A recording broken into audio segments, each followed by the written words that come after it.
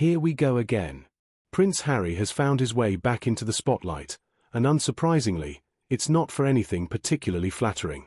This time, it's a video circulating from Aspen, Colorado, showing him far from home, away from his wife and children, seemingly enjoying a lad's getaway with his close friend and polo star, Nacho Figueres.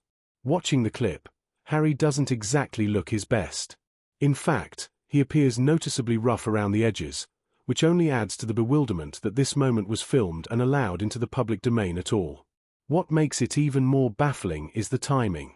With intense scrutiny already surrounding his marriage, one would think disappearing on a boys' trip, especially so close to Christmas, wouldn't be the wisest move. After all, this is a season Meghan Markle has repeatedly described as deeply meaningful to her. So naturally, questions arise.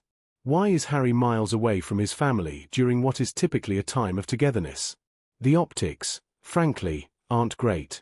Almost on cue, Meghan responded with a brief Instagram story, just two carefully chosen words meant to suggest everything is perfectly fine. A subtle attempt at damage control, perhaps, but not exactly convincing to those already questioning the situation. As for the Aspen footage itself, many viewers believe it shows Harry partying a bit too enthusiastically, and it's difficult to dismiss that interpretation. He looks unfocused, possibly impaired, and it's hardly the first time his judgment has been called into question. This only adds another layer to a growing pattern. And then there's the inevitable discussion of drugs.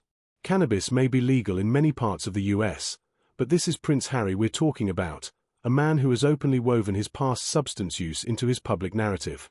From admissions of cocaine and psychedelic use in his memoir to his comments in interviews likening drugs to a mental reset button, he has rarely shied away from discussing it. The problem is not legality, but responsibility.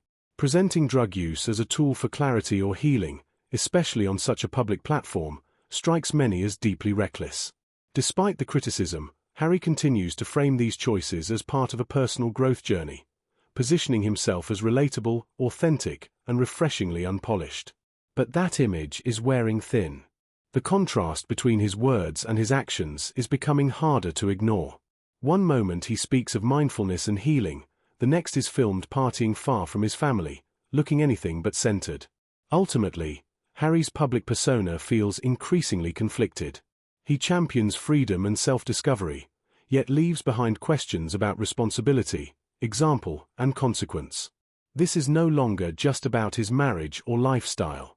It's about the message he's sending, and for many observers, that message simply doesn't align with the image he's trying to sell.